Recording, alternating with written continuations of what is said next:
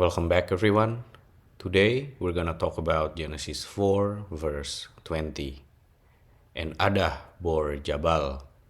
He was the father of those who dwell in tents and of those who have cattle.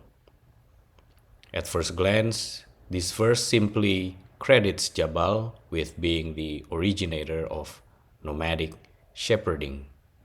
But the Zohar and Midrash show that this is not just an agricultural innovation, but it is a mystical turning point in how humanity interacts with land, property, and survival. It reveals the tension between wandering and ownership, and how the Canaanite line continues to build civilization without spiritual rectification.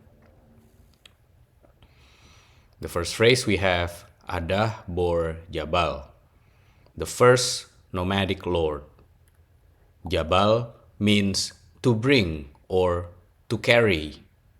The Zohar interprets him as one who brought a new way of living into the world, tent dwelling and pastoralism. He represents mobility, but mobility tied to property and possession. He walked the earth without roots, yet his flocks marked his territory.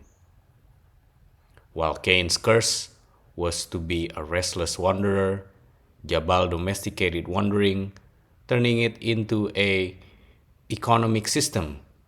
This is an attempt to master the curse without returning to God. The Midrash notes that before Jabal, people lived in fixed settlements and farmed. He introduced pastoral nomadism, tents for mobility, herds for wealth. This allowed the Canaanite line to expand their reach and accumulate resources without being tied to a single land. The next phrase we have, he was the father of those who dwell in tents. The culture of temporary dwelling. Dwelling in tents symbolizes impermanence. Spiritually, it reflects a life unanchored to holiness, but highly adaptable to opportunity. Jabal becomes the archetype of those who chase prosperity, moving wherever it flows. His house was cloth, his heart was profit. In Kabbalah, tents also symbolize the external shell, coverings without permanent foundation, while a Zadok's tent, like Abraham's, is open on all sides to welcome the Shekinah. Jabal's tents are for trade, not for Torah.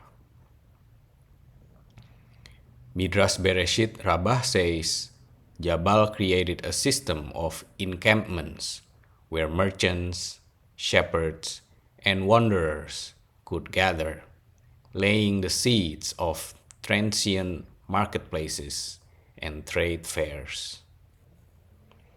Next, we have the phrase, and of those who have cattle. Possession as identity. Cattle symbolize material wealth and status in ancient society.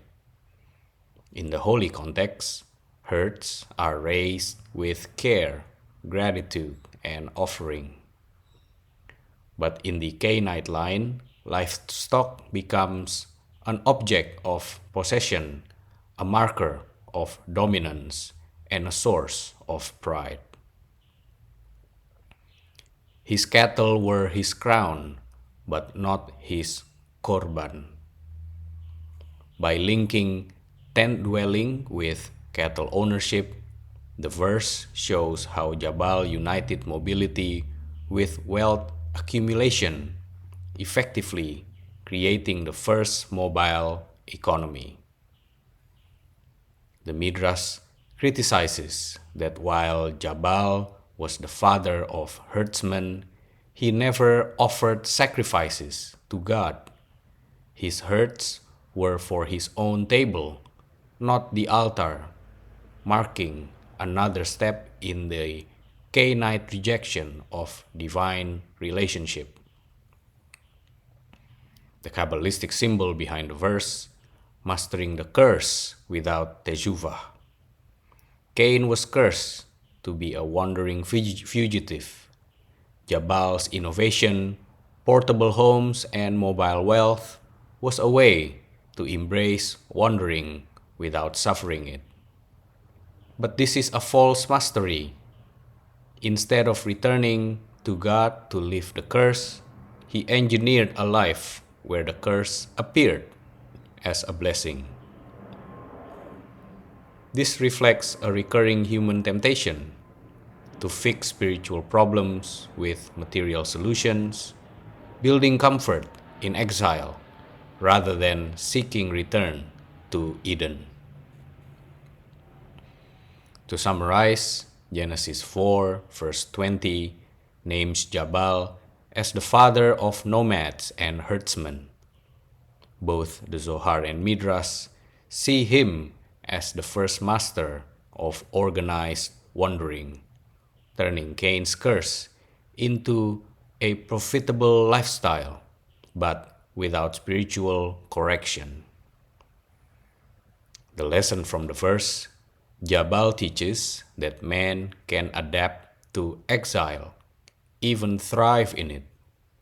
But without teshuvah, such success deepens the separation. The tent without the altar is only a shelter. The herd without the sacrifice is only meat. That's it for today. Thank you very much for your donation.